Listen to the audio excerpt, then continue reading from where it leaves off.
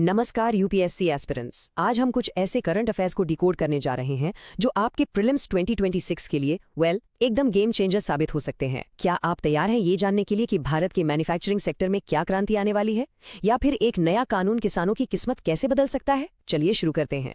देखिए, आज हम 4 बड़े टॉपिक्स पर बात करेंगे। सबसे पहले भव्य स्कीम को समझेंगे, उसके बाद गुजरात के यूनिफॉर्म सिविल कोड बिल पर चर्चा करेंगे, फिर हम न्यू सीड एक्ट 2026 के बारे में जानेंगे और आखिर में पार्लियामेंट के ग्युलेटिन के कॉन्सेप्ट को आसान शब्दों में क्लियर करेंगे। तो हमारा पहला टॉपिक है भाव्या स्कीम। ये सिर्फ एक योजना नहीं है, बल्कि विकसित भारत के सपने को साकार करने की दिशा में एक बहुत बड़ा कदम है, जिसका मकसद इंडिया को एक ग्लोबल मैन्युफैक्चरिंग पावर हाउस बनाना है। और जब मैं कहता हूं बड़ा कदम, तो मेरा मतलब है बहुत बड़ा।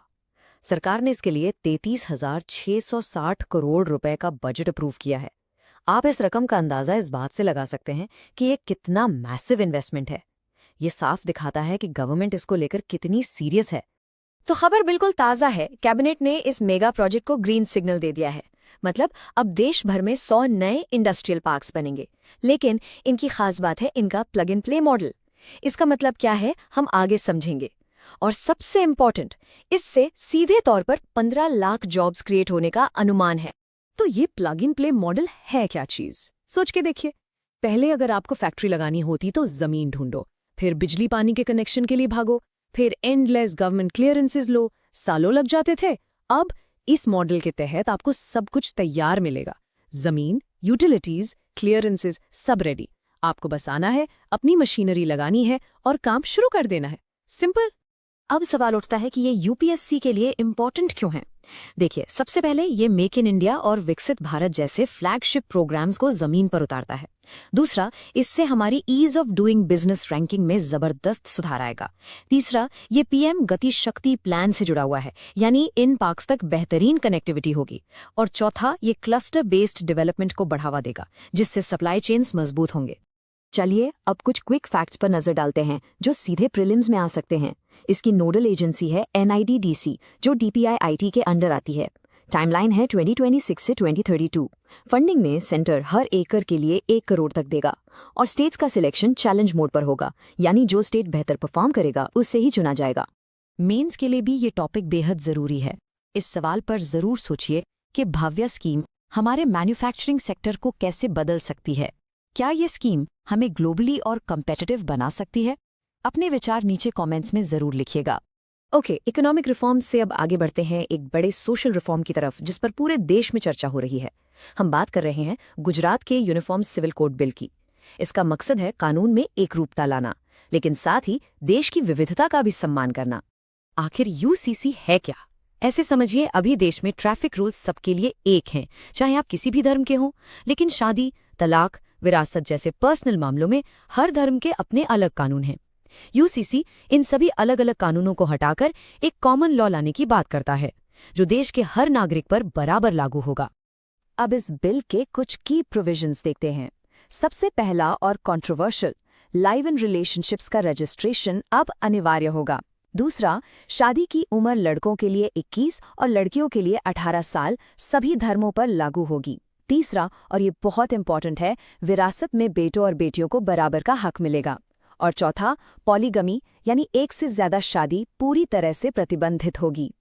तो इस बिल को लेकर एक बड़ी बहस छिड़ गई है। एक तरफ इसके सपोर्टर्स कहते हैं कि ये जेंडर जस्टिस की दिशा में एक क्रांतिकारी कदम है, लेकिन दूसरी तरफ इसके आलोचक इसे इंडिविजुअल प्राइवेसी और धार्मिक स्वतंत्रता पर एक हमला मान रहे हैं। उनका कहना है कि सरकार लोगों के पर्सनल मामलों में हद से ज्यादा दखल दे रही है। चलिए इस टॉपिक पर एक प्रीलिम्स का सवाल ट्राई करते हैं।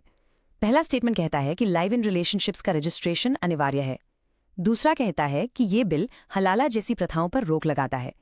क्या लगता है आपको? जी हाँ, बिल्कुल सही। सही जवाब है सी, यानी दोनों ही स्टेटमेंट सही हैं। अब इस मीन्स के सवाल को देखिए। ये पूछ रहा है कि क्या लिव इन रिलेशनशिप्स को रेगुलेट करना आर्टिकल 21 यानी right to life and personal liberty का उल्लंघन है? इसके जवाब में आपको एक बैलेंस्ड व्यू देना होगा, जिसमें दोनों पक्षों के आर्ग्यूमेंट्स शामिल हों। सोशल लॉ से आगे बढ़ते हुए अब हम चलते हैं कृषि क्षेत्र से जुड़े एक बहुत ही अहम कानून की तरफ। ये है न्यू सीड एक्ट 2026। ये कानून देश के करोड़ों किसानों की जिंदगी पर सीधा असर डालेगा और इसका मकसद है उन्हें क्वालिटी सीड्स यानी बेहतर बीज मुहैया कराना। यूनियन एग्रीकल्चर मिनिस्टर ने इस कानून के बारे में बहुत अच्छी बात कही है। किसान अब हर बीज की पूरी कहानी जानेगा। इसका मतलब ये है कि अब किसान को पता होगा कि जो बीज वो खरीद रहा है वो कहाँ से आया है, उसकी क्वालिटी क्या है और उससे कितनी उपज की उम्मीद की जा सकती है। आइए देखते हैं ये होगा कैसे। इस कानून के 4 मेन पिलर्स हैं। पहला, हर बीज के पैकेट पर एक QR कोड होगा जिसे स्कैन करके किसान सारी जानकारी ले सकता है। दूसरा, सभी सीड कंपनीज और डीलर्स को रजिस्ट्रेशन कराना कंपलसरी होगा। तीसरा, अगर कोई नकली बीज बेचता पकड़ा गया तो उस पर 30 लाख तक का भारी जुर्माना लगेगा। और चौथा, किसानों के परंपरागत अधिकार सुरक्षित रहेंगे। वो अपने बीज बचा सकते हैं और आपस में एक्सचेंज भी कर सकते हैं। यूपीएससी के पर्सपेक्टिव से इसके कई फायदे हैं। पहला, ये नकली बीजों पर रोक लगाकर किसानों को बचाएगा। इससे उनकी आय बढ़ेगी। दूसरा, अच्छे बीज मतलब अच्छी फसल, जिससे देश की फूड सिक्योरिटी मजबूत होगी। तीसरा, ये 1966 के एक बहुत ही पुराने कानून की जगह ले रहा है। और चौथा, ये रेगुलेशन और परंपरा के बीच एक अच्छा बैलेंस बनाता है। इस बार मेंस में एक बहुत प्रैक्टिकल सवाल बन सकता है। आपको डिस्कस करना है कि ये एक्ट किसानों का विश्वास जीतने और खेती के प्रोडक्टिविटी बढ़ाने में कितना कारगर साबित हो सकता है। इसके इम्प्लीमेंटेशन की चुनौतियों के बारे में भी सोचना जरूरी है। और अब आज का हमारा आखिरी टॉपिक। नाम सुनने में थोड़ा अजीब है, गिलोटीन। आमतौर पर इसका मतलब सर कलम करने वाले औजार से होता है, लेकिन हमारी पार्लियामेंट में इसका क्या काम है? चलिए इस रोचक पार्लियामेंट्री प्रोसीजर को समझते हैं। तो गिलोटीन एक ऐसी प्रक्रिया है जिसमें समय की कमी के कारण बजट की बची हुई सभी मांगों को बिना किसी बहस के एक साथ वोट करके पास कर दिया जाता है। ऐसा इसलिए किया जाता है ताकि बजट टाइम पर पास हो सके। हाल ही में ये चर्चा में था क्योंकि लगभग 53 लाख करोड़ रुपए की मांगों को इसी प्रक्रिया से मंजूरी दी गई। इस प्रक्रिया को लेकर 2 अलग अलग मत हैं। एक तरफ जो इसके पक्ष में हैं वो कहते हैं कि बजट को टाइम पर पास करने के लिए ये जरूरी है, लेकिन इसके आलोचक कहते हैं कि इससे फाइनेंशियल स्क्रूटनी कम हो जाती है और पार्लियामेंट का सरकार के खर्चों पर कंट्रोल कमजोर होता है। वो इसे सरकार के लिए एक ब्लैंक चेक जैसा मानते हैं। चलिए इस पर एक आखिरी MCQ देखते हैं। गिलोटीन बजट प्रक्रिया के किस हिस्से पर लागू होता है?